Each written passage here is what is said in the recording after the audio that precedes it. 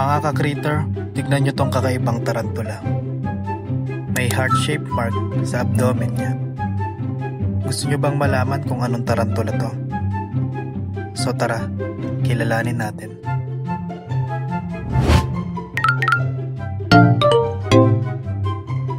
Yo, what's up mga ka-critter? Panibagong unboxing and rehousing na naman tayo ngayon.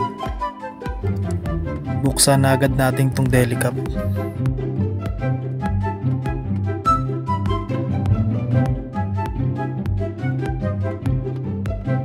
Gamitan natin ang tweezer para mas madahan-dahan natin ang pagtanggal ng mga tissue paper.